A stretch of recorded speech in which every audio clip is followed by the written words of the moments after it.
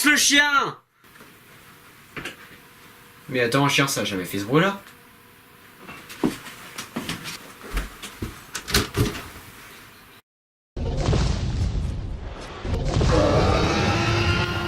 Non, pas aujourd'hui.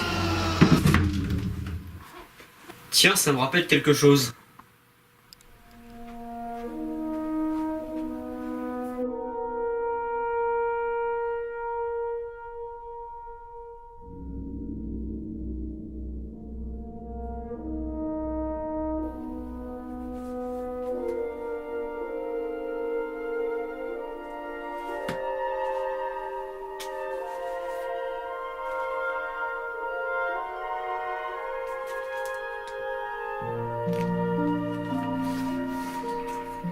Ah, Jurassic Park, cette saga mythique connue de tous et qui fit fantasmer et terrifier les spectateurs. Elle débuta avec le premier volet sorti en 1993. Tu m'étonnes que ça doit commencer avec le premier volet, sinon il n'y aurait rien. Et le second en 1997, les deux étant réalisés par le grand Steven Spielberg. Il est pas petit, ce sont des prouesses et une révolution des effets spéciaux dans le cinéma avec grande utilisation d'animatronique et d'images de synthèse. Puis arriva sur nos écrans en 2001 Jurassic Park 3, et je l'aime bien. Plus que le 2. Nous apercevons déjà le problème de la saga dès ce volet. La répétitivité du scénario, l'histoire est quasiment la même que les deux premiers volets. Pendant bien longtemps, une idée de quatrième film fut lancée, ne voulant pas ressembler à ses prédécesseurs avec des scénarios différents, et en voici deux qui auraient pu être pris. Les dinosaures portent en eux un virus mortel pour les humains. Bah franchement, ça aurait pu être très bien, avec toujours la notion de vie qui reprend son chemin et des scènes très émouvantes. Mais derrière, nous avons... Stop! Je peux le présenter, à toi l'honneur. Une histoire de dinosaures hommes parce que des scientifiques ont mélangé leur ADN.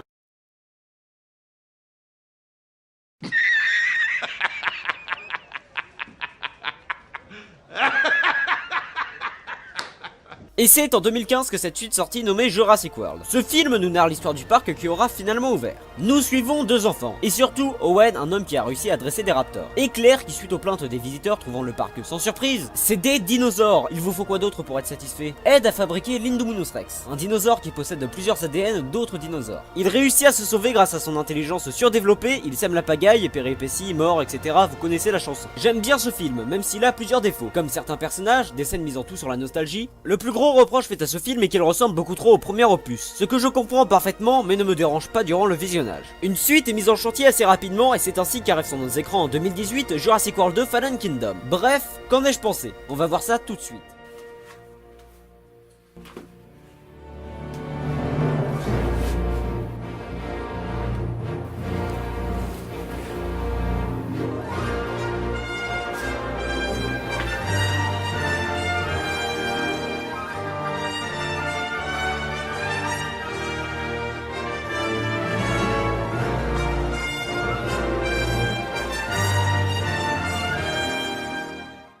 Trois ans après les événements de Jurassic World, oh mon dieu comme le temps entre les vrais films dans la véritable réalité, le volcan d'Isla Nublar se réveille et menace de tuer les dinosaures. C'est alors qu'une expédition pour sauver ces créatures se met en place, elle y compte Owen, Claire et deux nouveaux personnages. T'as juste pas retenu leur nom. Effectivement, tu as raison. Je ne vais rien dire de plus sur le scénario afin de ne rien spoiler. Avant de commencer, j'ai envie de faire une aparté sur les bandes annonces de ce film, elles sont honteuses. Je vous vois sans doute étonné derrière votre écran à vous demander pourquoi je n'ai rien dévoilé de plus dans le scénario. Car dans les trailers sortis, on dévoile beaucoup de scènes et ce que les personnages veulent vraiment accomplir. Montre en main, désolé pas de budget pour la montre. Hop, en 54 secondes, au moins 1h30 de film doit déjà être passé. Et maintenant, dans la suite de la bande-annonce, c'est parti pour nous spoiler les véritables intentions des personnages. Donc je vous déconseille plus que tout de regarder une bande-annonce avant d'aller voir le film, car ça va vous donner des attentes qui vont être brisées en 1000 morceaux, je sais de quoi je parle.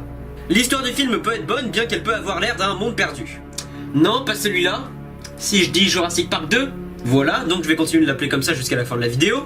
De par les militaires et les héros qui retournent sur l'île afin de sauver quelque chose. Mais aussi de par certains personnages. Le méchant qu'on ne voit pas du tout venir, merci trailer, me fait cruellement penser au méchant du second opus. Mais en soi elle peut paraître originale, ce n'est pas qu'une seule personne qu'on doit sauver mais des espèces entières. Et qui en plus peuvent vous tuer, remettant en cause notre opinion sur les animaux. En se demandant si on doit classer les dinosaures comme des espèces naturelles car ce sont des clones, mais ça on va y revenir.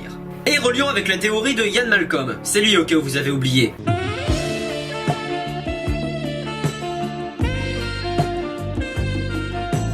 Par ailleurs, l'écriture du film n'est pas si mauvaise, car elle ne perd pas de temps à nous mettre en place des révélations que nous connaissions déjà. Premièrement parce que nous sommes habitués à ce genre d'histoire. le 2, mais aussi parce qu'on le sait. Bande-annonce. Elle est différente des autres films, ressemblant à la fois à Jurassic Park 3 et Jurassic World. Je viens de faire fuir combien avec cette phrase? Je m'explique avant que vous paniquiez. Pour le côté Jurassic Park 3, ça s'exprime par le fait que le film commence très rapidement.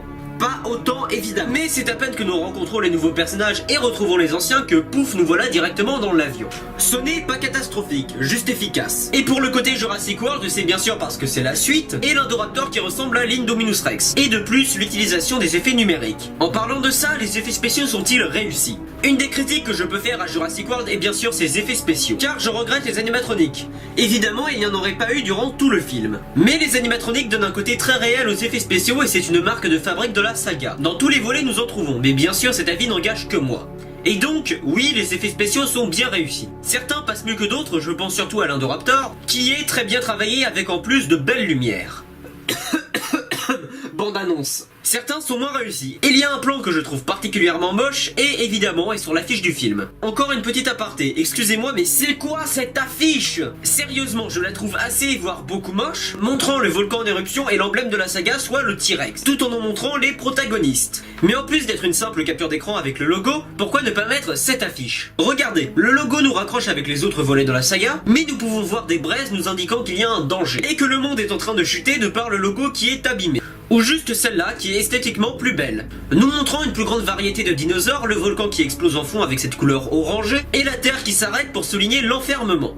Ou encore, je vous jure, c'est fini, celle-là qui montre la panique, la rapidité et le danger. C'est bon, tu as fini de te plaindre inutilement? Non mais sérieux, c'est qu'une affiche revient aux effets spéciaux. Ah oui, c'est vrai. Il y a encore une grande absence d'animatronique. Et je trouve ça dommage, les scènes où ils apparaissent marchent vraiment mieux. Celle avec Blue est particulièrement réussie. Les effets spéciaux représentent une grande variété des dinosaures, qui ne peuvent pas tous avoir des animatroniques comme je l'ai dit. La grande variété d'espèces est une volonté du réalisateur, et je trouve que c'est à la fois un bon point, car ça donne plus de diversité au niveau des dinosaures, mais aussi un très mauvais qui me faisait sortir du film, car j'avais l'impression qu'on nous mettait de nouveaux dinosaures pour nous mettre de nouveaux dinosaures. Par exemple la scène du volcan en éruption. Mettre de nouveaux dinosaures peut être bien, car comme c'est une scène de panique, tout se bouscule et peut nous faire perdre nos repères. Mais de l'autre côté, ça ne sert pas à grand chose. Et par exemple, ça n'aurait pas été mieux de mettre une espèce que nous connaissons à la place du Carnotaur comme, je sais pas moi, le Spinosaure? Ça aurait été plus fort niveau symbolique, la revanche du T-Rex sur une scène qui ne me gêne pas du tout. Et plus stressant pour Claire et... Franklin, car son bec peut rentrer dans leur locomotive. En fait, ça ne m'aurait pas gêné que lui y meure, ce qui nous emmène donc aux personnages. Les personnages sont plutôt bien écrits dans l'ensemble. Owen est remis en cause de par sa relation avec Blue. J'aimais beaucoup le personnage dans le premier film, un peu grâce à Chris Pratt, qui est un acteur que j'aime bien. Il est génialissime dans Passengers, je trouve. Mais je n'ai pas eu l'impression de le reconnaître, du moins lors des premières scènes. Mais c'est assez compréhensible car il se trouve en face de son ex et qu'elle lui parle des souvenirs qu'il a sur l'île, ce qui peut en effet le troubler. Mais même avec tous ces points, je n'ai pas eu l'impression de voir ce personnage, mais Star-Lord. Il appuyait beaucoup trop l'humour sur une conversation sérieuse, et ça m'a beaucoup troublé. Le personnage de Claire est bien, car elle essaye de repentir les erreurs qu'elle a fait en créant l'Indominus Rex, ce qui nous fait facilement attacher à elle. Attention, grande nouvelle, cette fois Claire n'a pas pris de talons. Elle est donc dans une organisation qui veut défendre les dinosaures. Sur l'île, 2 membres sont amenés. Autant dire qu'à la sortie de ma séance, j'avais déjà oublié leur nom à tel point ce sont des figurants. Zia, j'espère que c'est ça, aurait pu être intéressante mais on ne la voit quasiment pas. Elle est accompagnée de Franklin, qui lui est beaucoup plus présent à l'écran mais aussi beaucoup plus irritant. Ce n'est juste qu'un comic relief qui prend beaucoup trop de place à l'écran. Il est inintéressant, mais sans cet humour il aurait pu être vraiment mieux exploité. Il n'atteint pas heureusement le stade de Flash. Ce volet fait le retour du personnage de Ian Malcolm.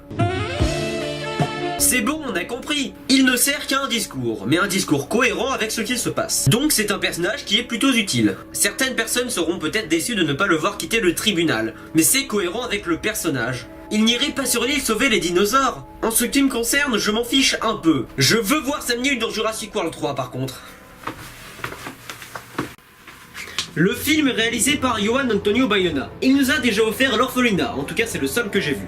Je l'avais, de ce que je me souviens, bien aimé, mais je n'en ai presque aucun souvenir. Ah oui, ok, vous avez pas remarqué, la fiche de Star Wars 7 elle a été remplacée par celle de Dragon. Voilà. Il nous offre de magnifiques jeux de lumière et son travail sur des films d'horreur se fait bien ressentir. Avec par exemple cette merveilleuse scène d'intro. L'immersion de cette scène est totale, nous découvrons les dinosaures au fur et à mesure grâce à la lumière, ce qui donne un côté terrifiant à la chose. Mais je ne peux pas qualifier cette réalisation de très bonne pour autant, car je la trouve assez inégale. D'un côté nous avons une réalisation classique, et de l'autre une réalisation qui revient brusquement avec de beaux jeux de lumière. Je pense que vous avez vu que j'ai assez bien aimé la lumière. Une réalisation plus soignée et plus tournée horreur. D'ailleurs, si je passais au côté horrifique de l'œuvre. Je ne sais pas si c'est moi qui suis habitué à ça, mais l'horreur ne m'a nullement marqué. Je ne l'ai pas trouvé efficace, en tout cas dans la deuxième partie du film où il est beaucoup plus présent. Le réalisateur a essayé d'en mettre un petit peu dans la première partie, mais ça ne marche pas. Et pourquoi, me demanderez-vous? Parce que Franklin instaure beaucoup trop d'humour. La scène du baryonyx aurait pu être une scène qui marche, mais grâce à ce personnage que j'aime beaucoup, il la gâche juste avec un cri ridicule. Et quelques blagues sur le fait que ce ne soit pas un T-Rex. De plus, il y a un faux raccord au niveau de la chaise. Je tenais à le préciser. Merci Michel. Le plus gros défaut avec l'horreur est sans hésiter les screamers. Qu'est-ce que je ne supporte pas ça quand c'est inutile. Au début, une femme marche tranquillement et BOUM! Screamer, une fille arrive. Qu'est-ce que ça apporte au film? Rendre la saga Jurassic Park terrifiante. Pourquoi pas? Je dirais même que c'est une très bonne idée. Le premier film pouvant être considéré comme un film terrifiant pour enfants. Mais s'il vous plaît, si vous voulez faire ça, ne prenez pas les aspects les plus énervants des films d'horreur. Soit les screamers et la pénombre. Ça va, je rigole sur la pénombre, tant qu'il y avait des jeux de lumière, ça m'allait.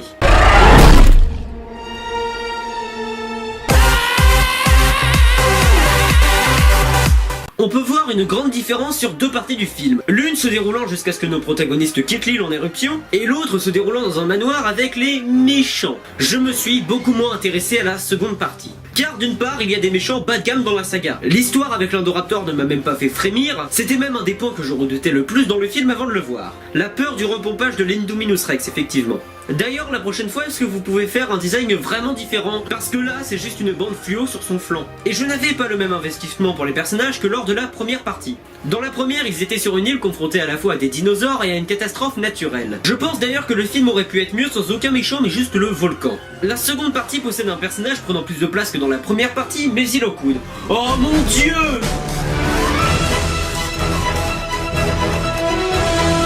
Et je ne vois que très peu d'intérêt de le rajouter au film. Vous vous plaignez des enfants dans le premier Jurassic World car c'est un repompage de ceux du premier film? Non, ce n'est pas vraiment du repompage. Moi je vois une volonté pour les personnes qui n'ont pas vu Jurassic Park de plonger à l'intérieur de la saga en se représentant en eux.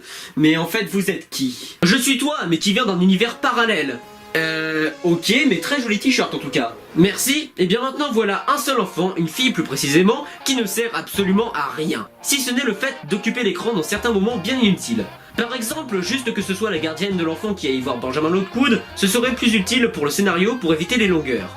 Je ne suis pas totalement d'accord avec Macy, même si c'est vrai je la trouve inutile. Mais comme dans Jurassic World premier du nom, c'est fait pour que les personnes puissent se représenter en elle, ou de refléter les peurs infantiles avec cette longue partie avec l'Indoraptor. De plus, il y a un incroyable retournement de situation sur elle, sarcasme, c'est que depuis le début c'est un clone de sa défunte mère qui a été fait par Benjamin Lockwood. Mais...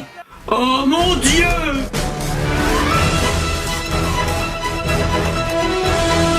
Mais arrête avec cette blague, une fois c'est déjà nul. Moi je l'ai pas comprise, on peut m'expliquer? Cet élément rapporte un message intéressant mais très mal amené, nous montrant que même si les dinosaures sont des clones, ce sont avant tout des animaux qui possèdent une petite âme à l'intérieur d'eux. Mais c'est mal amené car c'est traité beaucoup trop rapidement dans le film. En plus, dès que la personne lui a dit, on n'en reparle plus jusqu'à la fin. Quasiment. Je reviens très rapidement sur un point, les personnages, vu qu'on est dans les spoilers. À quoi ça a servi de faire rompre Owen et Claire? Je pensais que ça allait mettre en place une évolution au niveau des personnages, et bien pas du tout. Ils se remettent ensemble à la fin, amenés sans aucune transition. Et ça se voit venir à des kilomètres. Vous allez me dire que c'est comme dans le premier, où Owen accepte d'avoir des enfants grâce à la figure de Maisie. Eh bien ça ne marche pas ici. Les deux protagonistes n'ont jamais parlé d'avoir un enfant, ils sont rompus car Owen voulait rester dans sa caravane. Je n'ai aussi volontairement pas parlé d'un personnage, c'est le Docteur Who.